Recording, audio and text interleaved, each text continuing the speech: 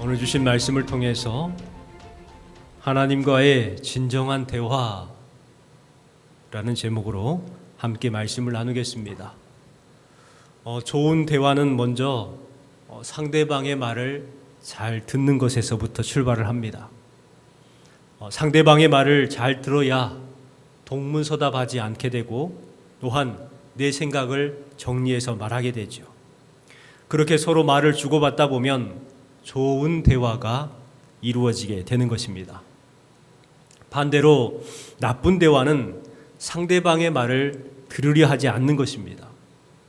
일방적으로 내 말만 하고 또 잘 듣지 않다 보니까 말꼬리를 잡게 돼요. 곡해하고 또한 듣기를 거부합니다. 그러다 보니 언성은 높아지고 감정이 상하고 대화가 아닌 싸움으로 바뀌게 되죠. 이것이 바로 나쁜 대화 방법입니다. 기도도 그렇습니다. 여러분, 기도는 일방통행이 아닙니다. 쌍방통행입니다. 기도는요, 혼자 말하는 것이 아니에요. 넋두리하고 한탄하고 외치는 선언, 난 이렇게 되겠다, 다짐이 아니라는 거예요. 하나님께 내 마음을 올려드리고 하나님의 응답을 받는 것이 바로 기도입니다. 그래서 진정한 기도의 사람은 하나님의 말씀을 듣는 것에 집중을 합니다. 우리는 종종 하나님께서 말씀하실 기회를 드리지 않고 너무나 많은 말을 쏟아내곤 해요. 그래서 그렇게 하는 것이 내가 기도를 잘하는 것으로 압니다. 말을 끊임없이 하고 많이 하고 길게 하고 오래 하고 그렇게 기도하는 것을 기도 잘한다고 생각을 합니다. 어떤 여성도가 갈급한 문제가 있어서 그것을 가지고 혼자 기도실에서 기도하기 시작했습니다. 오랜 시간 뜨겁게 기도했죠. 주여 주여 하면서 부르짖으면서 통성으로 기도하고 방언으로 기도했습니다. 그런데 너무나 열심히 기도하다 보니까 갑자기 목이 탁 막힌 거예요. 그래서 막 기침을 하고 소리를 낼 수 없게 목이 막혔습니다. 그래서 잠깐 쉬고 있을 때에 그때 하나님의 음성이 들려오는데 어떤 음성이 들려오냐면 이제 내가 말해도 되겠니? 라는 음성이에요. 이제 내가 말해도 되겠니? 여러분, 기도를 열심히 하는 것, 뜨겁게 하는 것, 또 부르짖어서 통성으로 방언으로 기도하는 것 참 좋지만 여러분, 하나님의 말씀을 들으려 하는 것도 매우 중요하다는 거예요. 기도는 하나님과의 진정한 대화입니다. 하지만 많은 사람들이 자신의 뜻을 일방적으로 통보하는 것으로 생각을 하거든요. 그래서 하나님께 기도했다고 응답을 기다려요. 하나님께 통보를 해놓고 나는 기도했으니까 하나님께서 응답해 주시겠지 하고 기다린다는 거예요. 어떤 이들은 자신의 생각을 하나님의 응답으로 여기는 분들도 계십니다. 내 생각을 딱 가지고 그래놓고 하나님께서 응답을 주셨다, 이렇게 말하는 분도 있습니다. 기도는요, 바로 하나님의 뜻을 헤아리는 것이 기도예요. 그리고 하나님의 뜻이 우리의 삶 가운데 임하는 것이 바로 기도의 응답인 것이죠. 하나님께 간구하는 것도 중요하지만 하나님의 말씀에, 하나님의 음성에 귀를 기울이는 것은 더욱 중요합니다.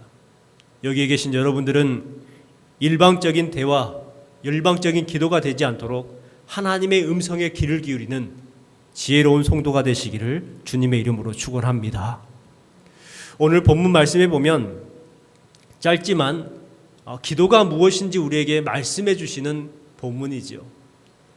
모세가 장막에 이렇게 장막을 들고 사람들과 멀리 떨어져서 장막을 쳐요.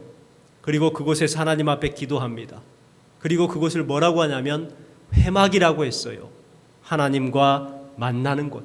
그 회막에서 모세가 기도하면서 하나님께 기도할 때에요, 대화를 나누듯 이렇게 기도하고 있는 것을 알 수가 있습니다. 구절을 보면 단순합니다.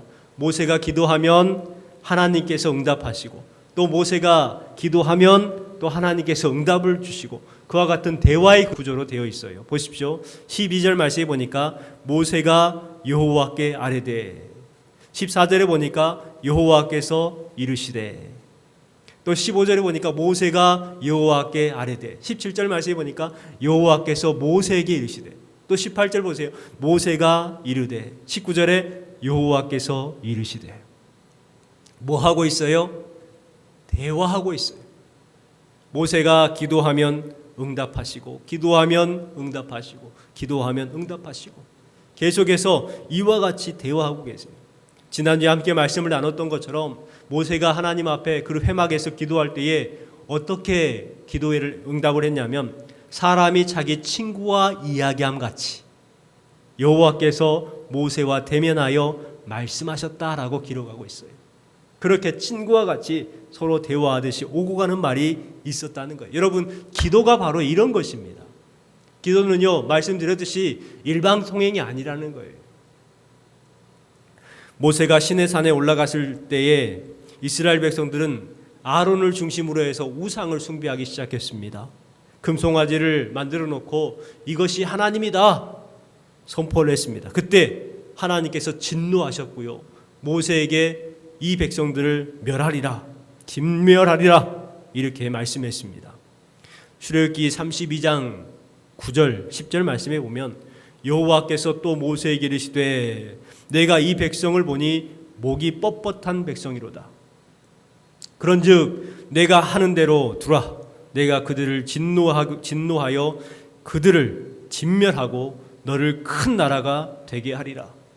이와 같이 하나님께서 모세에게 말씀하셨어요. 하나님께서 이스라엘 백성들을 포기하시겠다는 거예요. 이 사람들은 목이 뻣뻣한 사람, 교만한 사람들이라는 거예요. 그러니 나를 그냥 내버려 둬라. 내가 하고 싶은 대로 하겠다. 그들에게 진노하셨고 그들을 진멸하고 모세를 통해서 큰 나라가 되게 하겠다라고 말씀하셨습니다. 모세는 이 말씀을 듣고 하나님 앞에 3번이나 중보하며 기도하죠. 첫 번째가 출애굽기 32장 14절 말씀에 기록되어 있어요. 여호와께서 뜻을 돌이키사 말씀하신 화를 그 백성에게 내리지 아니하시니라. 하나님 안 됩니다. 하나님의 백성입니다. 하나님을 알지 못하는 이 사람들이 하나님을 욕할 겁니다.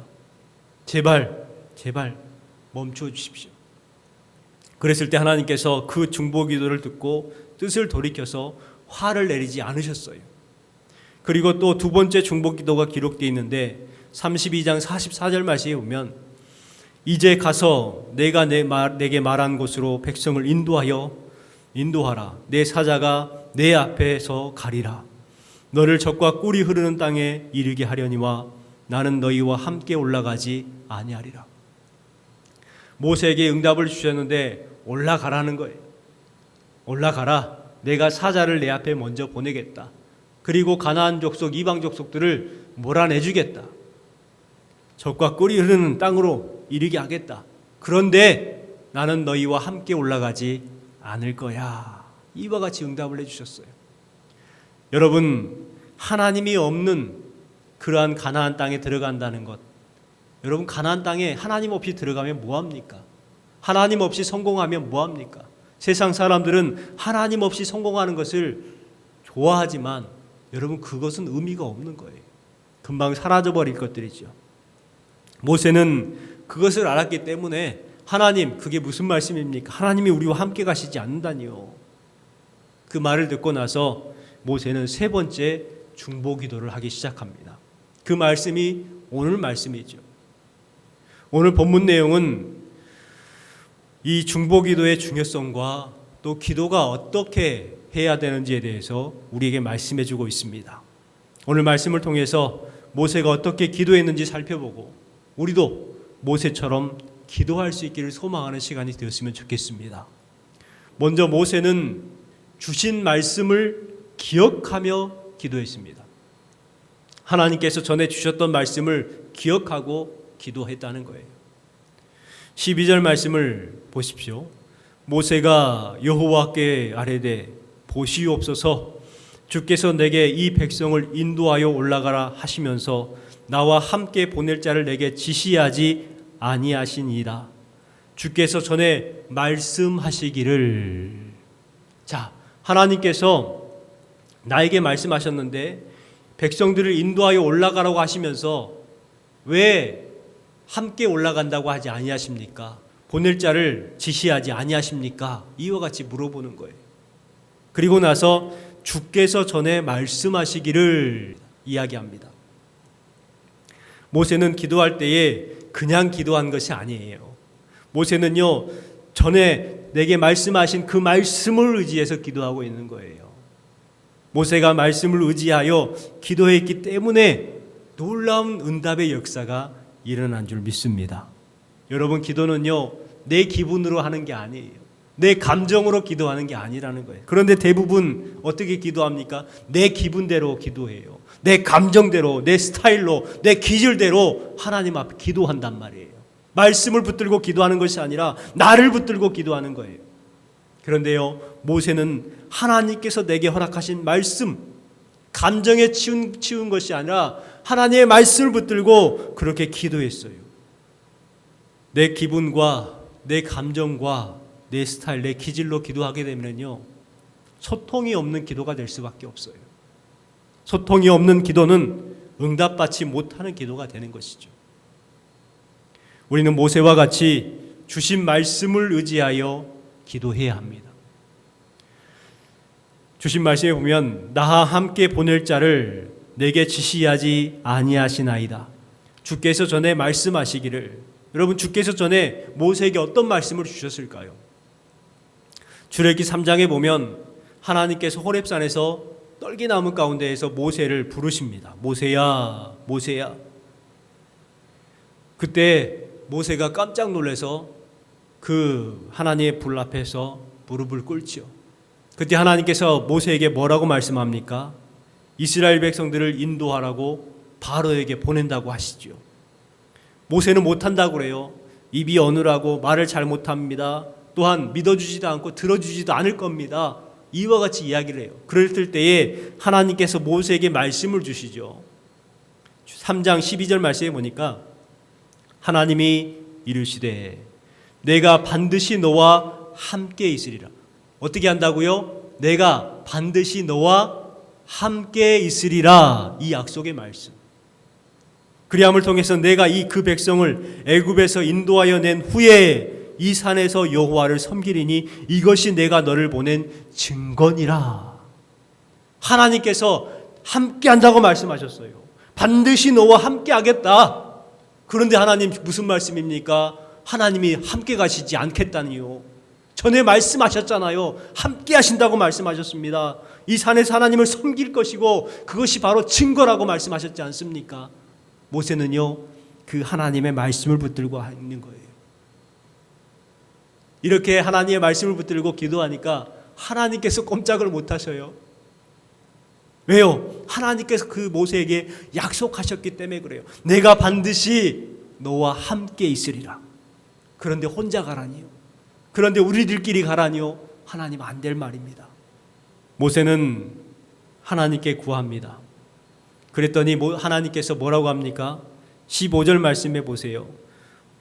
모세가 이렇게 구하죠. 모세가 여호와께 아뢰되 주께서 친히 가지 아니하시려거든 우리를 이곳에서 올려보내지 마옵소서. 친히 우리와 함께 가지 아니하시려면 우리도 여기 있겠습니다. 우리도 안 가겠습니다. 이와 같이 이야기하고 있는 거예요. 왜냐하면 모세는요, 가는 것이 중요한 것이 아니라 하나님과 함께 하는 것이 중요하기 때문에 하나님이 안 가시면 우리도 가지 않겠습니다. 이렇게 고백하고 있는 것이죠. 여러분, 우리도 이와 같이 말씀을 붙잡고 기도했으면 좋겠습니다. 여러분에게 주시는 말씀이 있을 거예요. 주일 예배 때 주셨던 말씀, 또 성경을 묵상하면서 주셨던 말씀, 여러분에게 감동을 주셨던 말씀, 여러분의 그 첫사랑과 같은 귀한 말씀들이 있을 거예요. 하나님, 그때 그 말씀을 나에게 주셨지 않습니까? 하나님 저를 좀 도와주시고 저를 인도해 주시고 저의 기도 제목 가운데에 하나님의 선한 뜻이 임하게 하여 주시옵소서. 이렇게 말씀을 붙들고 기도하시기 바랍니다. 말씀을 붙들고 기도하는 것이 지혜로운 기도예요. 두 번째는 자신을 이름으로 아는 하나님께 기도했어요. 12절 말씀 하반절에 보면 나는 이름으로도 너를 알고 라고 말합니다. 그리고 14절 말씀에 보니까 내가 이름으로도 너를 알미니라 이렇게 기도하죠. 이름으로도 너를 안다. 이름으로도 너를 안다. 여러분 이 뜻이 무슨 뜻일까요? 여러분 띄엄띄엄 안다는 게 아니에요. 띄엄띄엄 안다. 잘 모른다는 것이 아니죠. 너의 모든 것을 안다는 거예요. 너를 이름으로도 안다는 것을. 예수님께서 뽕나무에 올라가 있었던 삭개오를 부르십니다. 삭개오야 내려오라. 삭개오야 내려오라. 이것을 보면 삭개오가 예수님을 찾아온 것이 아니고 예수님께서 삭개오를 부르셨다는 것을 알 수가 있습니다. 우리는 대부분 생각할 때에 삭개오가 예수님을 보려고 찾아왔다고 생각을 하거든요. 여러분 성경을 곰곰하게 묵상하면서 읽어보십시오. 삭개오는 멀리에서 구경꾼이었습니다. 찾아가신 분은 누구예요? 예수님이었어요. 예수님께서 삭개오에게 다가갔고 삭개오라 이름을 불러주셨고 내려와라 라고 말씀하셨습니다. 곧 예수님께서 삭개오에게 다가가신 것이죠. 그런데 중요한 것은 무엇이냐면 예수님께서 그 뽕나무에 올라가 있는 그 사람의 이름을 부르셨다는 거예요. 삭개오야 내려오너라. 어이 이리 내려와. 어이 거기 나무 위에 올라가 있는 사람, 키 작은 사람 내려와. 이렇게 말하지 아니하고 삭개오야 내려와라 하고 있습니다. 이름을 불러주셨어요. 이름을 불러주셨을 때에 비로소 삭개오는 변화되기 시작했습니다. 이름을 부른다는 것, 이름으로도 너를 안다는 것은 매우 중요한 것이죠. 어느 은행 행장이 이 자신의 모교를 찾아가서 일일 교사로 후배들에게 성공학 강의를 가르칩니다. 대학생들이 모여서 그렇게 성공학 강의를 한다고 하니까 성공하신 비결이 뭔지 알기 위해서 이제 많은 학생들이 모였어요. 그러니까 신이 난 그 은행장은 학생들에게 강의를 하기 시작합니다. 여러분 쌍기역으로 시작하는데 여러분 꼭 기억하시기 바랍니다. 뭐냐면 바로 꿈입니다. 사람은 꿈이 있어야 돼요. 그리고 또 끼가 있어야 됩니다. 여러분 끼가 있어야 성공할 가능성이 많죠. 또 여러분 깡이 있어야 돼요. 한 번, 두 번 한다고 포기하지 말고 계속해서 깡을 부리십시오. 그리고 꾀를 가지시고 여러분 그리고 일을 하는 데에 대충 하지 마시고 꾼이 되시기 바랍니다. 꾼, 일꾼. 그리고 끈이 있어야 됩니다. 친구들 관리, 인맥 관리를 잘해야 된다는 것이죠. 여러분 그래요. 정말 명강인 것 같습니다. 사람이 성공하기 위해서는요. 꿈이 있어야 되고 끼가 있어야 되고 깡이 있어야 되고 꾀가 있어야 되고 꾼이 있어야 되고 끈이 있어야 돼요. 자 그런데요. 오늘 주신 말씀을 생각해 보십시오. 삭개오가 인생 역전을 했던 비결이 뭐였습니까? 이 성공학 강의에서 말한 것처럼 꿈이나 끼나 깡이나 꾀나 꾼이나 끈이었습니까? 아니에요. 성경에서 말하는 성공은 절대 이것이 아니에요. 어떻게 성공합니까? 하나님께서 이름을 불러주셨을 때 예수님께서 삭개오야 내려와라 라고 이름을 불러주셨을 때에 비로소 삭개오는 인생 역전이 된 거예요. 그동안에는 삭개오에게 세상적인 이 6가지가 있었을 거예요. 삭개오는 꿈이 있었을 거예요. 내 성공해야지. 그리고 삭개오는요 끼가 있었어요. 동족도 배신하면서 동족의 돈을 착취하는 데 아주 능했어요. 꾀가 있었고 또 사람들이 그렇게 많은데 죄인이라고 손가락질함에도 불구하고 담대하게 뽕나무에 올라갈 수 있는 깡이 있었단 말이에요. 여러분 그런데 삭개오의 인생을 성공했다고 말했습니까? 그때까지는 삭개오의 인생은 성공하지 못했어요. 그런데 언제 성공했어요? 예수님께서 그의 이름을 불러주셨을 때. 여러분 그렇습니다. 성경의 인물들을 보십시오. 하나님께서 그들의 이름을 불러주셨을 때 그들의 인생은 인생 역전이 되었어요. 아브라함아, 모세야, 요셉아, 여호수아야, 다니엘아, 다윗아, 베드로야, 예수님께서도 그랬잖아요. 베드로야, 사울아 사울아, 요한아. 하나님께서 부르시는 그 이름들마다 성공하는 인생이 되었고 그들의 인생은 역전되기 시작했어요. 여러분, 모세도 그랬습니다. 모세도 호렙산에서 부름을 받을 때 어떻게 불러주셨어요? 모세야 모세야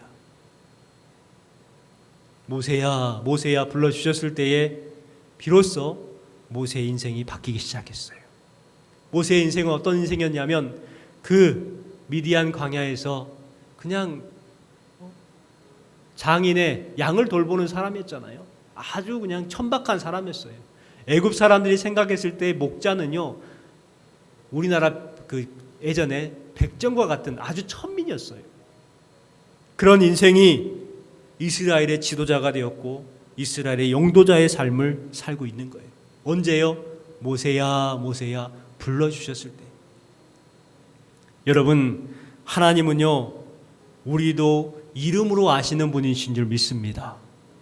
우리의 이름을 불러주시고 친히 우리를 함께 하시는 하나님이에요. 하나님은요, 그냥 우리를 띄엄띄엄 아시는 분이 아니에요. 하나님 우리의 장점을 알고 나의 연약함을 알고 나의 기질과 나의 앞날을 모든 것을 아셔요. 나를 잘 아시는 분이 하나님이십니다. 하나님께서는 나도 이름으로 아시는 분이라는 거예요. 그렇기 때문에 나의 미래를 아시는 분, 나의 미래를 아시는 분과 함께하면 우리는 안전할 수가 있는 거예요. 그래서 모세는 기도합니다. 하나님, 나의 모든 것을 아시잖아요. 하나님, 이름으로도 나를 아신다고 분명 말씀하셨잖아요. 나의 모든 것을 아시지 않습니까? 나의 부족함을 알고 나의 연약함을 알고 내가 인도해서 온 것이 아니라 하나님께서 도와주셨기 때문에 여기까지 온 것 아닙니까? 그런데 하나님 함께 가시지 않겠다니요. 그러면 어떻게 가라고 말씀하시는 겁니까? 이와 같이 기도하고 있는 거예요. 그렇게 하나님의 도우심을 구할 때에 그때 비로소 해결을 받습니다.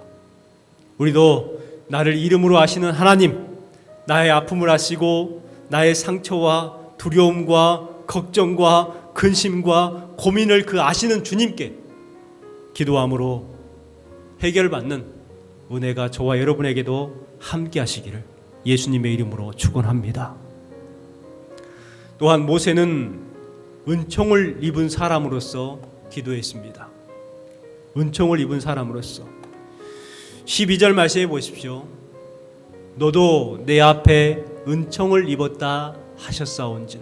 13절에도 내가 참으로 주의 목전에 은총을 입었사오면. 13절에 나로 주의 목전에 은총을 입게 하시면. 16절에 나와 주의 백성이 주의 목전에 은총을 입은 줄 무엇으로 알리이까. 17절에 너는 내 목전에 은총을 입었고. 계속해서 반복되는 단어가 뭐예요? 은총이에요. 은총. 은총이 이만큼 중요하다는 것입니다. 모세는 자신의 삶을 가리켜서 하나님의 은총을 입었다는 사실을 아는 사람이었어요. 하나님 앞에 은총을 입은 사람 아닙니까? 이 은총이라는 것은 히브리어로 헤세드입니다. 헤세드는 일반적으로 은혜, 자비, 긍휼입니다. 그런데 이것은 사람이 사람에게 주는 은혜나 자비와 긍휼이 아니라 신적 존재, 하나님께서 주시는 은혜요, 자비요, 긍휼을 말할 때에 헤세드를 사용해요.